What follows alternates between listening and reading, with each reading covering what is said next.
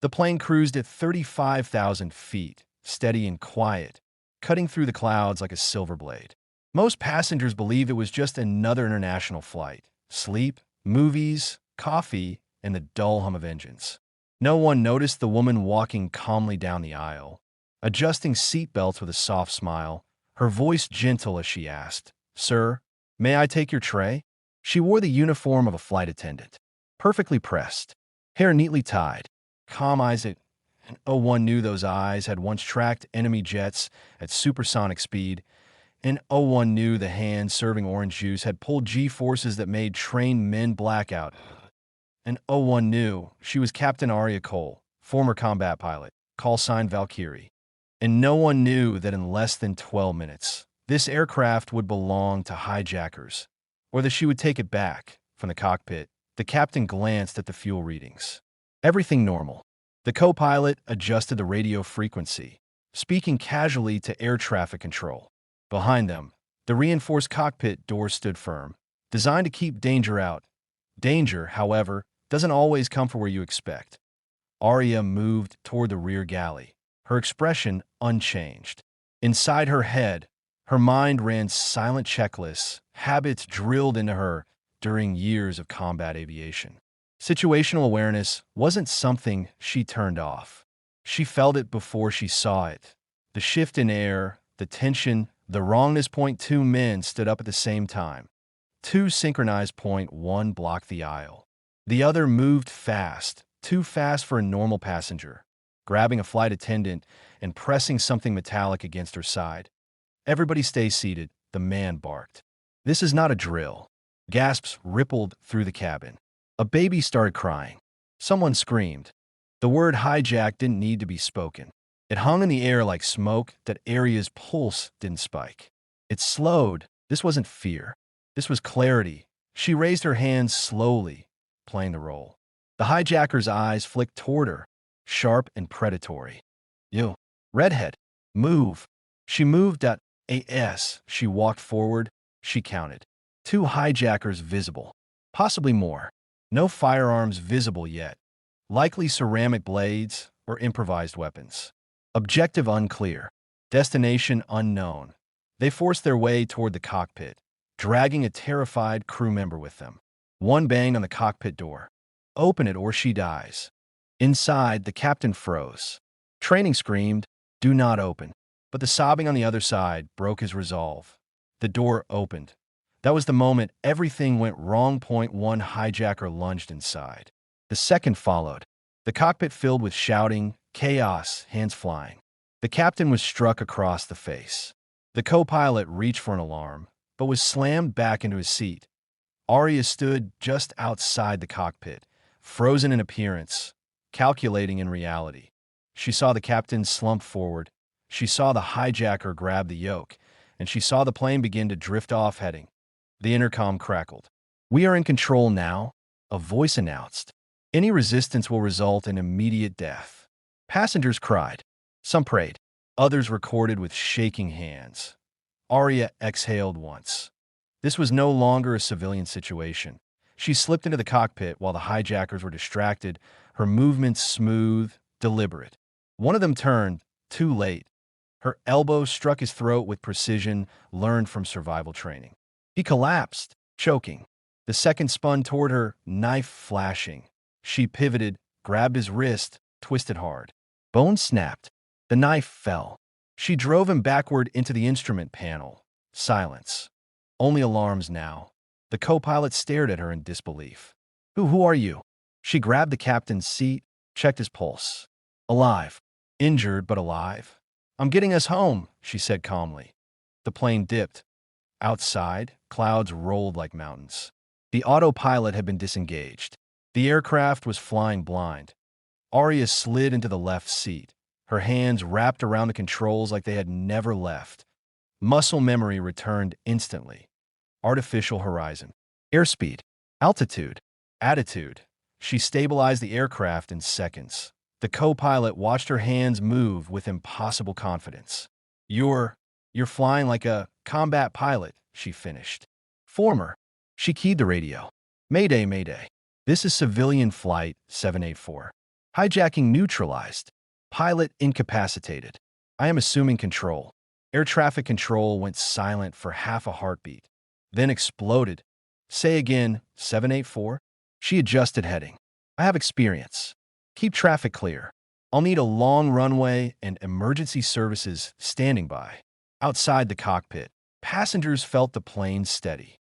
The screaming softened into confused murmurs that the man whispered. Is the flight attendant flying the plane? Another whispered back. She flies like a damn ace. Inside the cockpit, Aria's eyes hardened as a warning flashed. Fuel imbalance. Minor damage. One engine running hotter than expected. This wasn't over. Far from it, because one hijacker was still unaccounted for, and because someone somewhere was watching this flight very closely as the aircraft turned toward land. Aria Cole did what she had always done. She took control of the sky. The aircraft trembled as it sliced through thickening clouds, the sky outside darkening into an uneasy gray. Captain Aria Cole kept her eyes locked on the instruments, fingers steady on the controls, breathing controlled and measured. Years ago, she had flown into far worse storms, missile storms, tracer fire, hostile skies. But this was different. This wasn't a war zone with clear enemies. This was a civilian aircraft full of innocent lives, and every decision carried the weight of hundreds of hearts beating behind her. Behind the cockpit door, chaos simmered. Passengers whispered prayers in dozens of languages. Some clutched armrests so tightly their knuckles turned white. Others stared toward the front, trying to understand the impossible truth. The flight attendant was flying the plane, and flying it better than anyone they had ever known. Inside the cockpit, the co-pilot finally found his voice. You stabilized her like you've flown this aircraft your whole life. Aria didn't look at him. Aircraft speak the same language. Lift, drag, thrust, gravity. Respect them, and they respect you. A warning chime interrupted them. That engine too. Temp rising. She frowned slightly. That's not good. The co-pilot swallowed. Can we shut it down? Not yet, she replied. We're heavy. Fuel load's high. Shutting it now could put us in a worse situation. She adjusted throttle balance with smooth precision. Outside, the plane leveled again, but Aria felt something deeper, something wrong that instruments couldn't yet show. She glanced at the radar and a blip appeared. Unscheduled. Unidentified. Her jaw tightened. The same moment, a flight attendant burst into the cockpit, pale and shaking. There's another man. He locked himself in the avionics bay. Aria closed her eyes for half a second. There it was, the missing hijacker. Did he say anything? Aria asked. He said if we land, he'll bring the plane down. Silence swallowed the cockpit. The co-pilot whispered, bomb. Most likely, Aria said calmly. Or he wants us to believe that. She keyed the intercom. This is the flight deck. Please remain seated. We are handling the situation. You are safe. Her voice didn't shake. Inside, however, old memories stirred. Classified missions, deep cover operations, betrayals that never made the news. She had left the military for a reason. Because the cost of flying like a god was watching people die like mortals. Now fate had dragged her back. The radar blip grew closer. Air traffic control crackled through the radio. 784, be advised, you're being approached by an unidentified military aircraft. State your status. Adian suerdi instantly. This is Captain Aria Cole, assuming control under emergency conditions. Hijacking in progress. Possible onboard explosive. Request escort and priority landing. There was a pause, longer than normal. Then, Captain Cole, confirm call sign Valkyrie. Her fingers froze for a fraction of a second. They knew. She exhaled slowly. Confirm. The radio erupted with urgency. Valkyrie, this is command. You've been flagged. Stand by. The co-pilot stared at her like he was sitting next to a legend he'd only heard about in whispered stories. They know you. They were never supposed to, she said quietly. Outside the cockpit, a woman in seat 23 held her son close. Mama, are we going to die? No, she whispered fiercely, even though she didn't know. Someone brave is flying us. In the avionics bay, The final hijacker listened to everything through a hacked intercom feed. His finger rested near a crude detonator. Sweat rolled down his temple, but his smile was cold. "She doesn't know who she's fighting," he muttered. Back in the cockpit, the military jet slid into view, a sleek fighter, close enough that Arya could see the pilot's helmet turned toward her cockpit. She felt something she hadn't felt in years. Recognition. "Challenge." The radio crackled again. "Valkyrie, this is Iron Crown. We have eyes on you. Orders pending." Arya's voice dropped. "There's a bomb threat on board. I can't risk aggressive maneuvers." Iron Crown copies. "Be advised, Command believes this hijacking is not random." She already knew. Intel suggests this is linked to Operation Black Viper. Her heart skipped once. Black Viper, the ghost mission, the mission that ended her career. The co-pilot whispered, "What's Black Viper?" Arya stared straight ahead. A mistake buried deep enough that it was never supposed to surface again. The hijacker in the avionics bay laughed quietly. "You hear that, Valkyrie? I told them you'd remember." He pressed the intercom button. His voice filled the cabin. "Captain Cole," he said calmly. "Or should I say Valkyrie? I was wondering how long it would take." Passengers gasped. Arya didn't respond. "You don't recognize my voice, do you?" he continued. "You left me burning in the desert." Her grip tightened. "I survived," he said. "And today, everyone pays." The co-pilot leaned forward. "Can you talk him down?" Arya pressed the transmit button. "This doesn't end the way you think." He chuckled. "You're still arrogant. You always were." She knew then. This wasn't terrorism. This was revenge. The aircraft jolted as turbulence increased. Engine 2 spiked again. Alarms flared. "Fuel imbalance critical," the co-pilot said. Arya made a decision. She reduced engine 2 power. Slowly, carefully, the plane shuddered but held. Iron Crown's pilot came back on the radio. "Command wants us to force you down." "No, Arya's nipped." Any aggressive action could trigger the bomb. Silence. Then Iron Crown said quietly, "Valkyrie, permission to trust you." She smiled faintly. "Granted." She turned her attention inward, not to the plane, but to the man hunting her. "Listen to me," she said over the intercom. "You don't want to kill these people." "They're collateral," he replied. "Just like my squad was." Arya's voice softened. "I didn't give that order. You followed it. I tried to stop it." The silence stretched. Below them, land emerged through the clouds.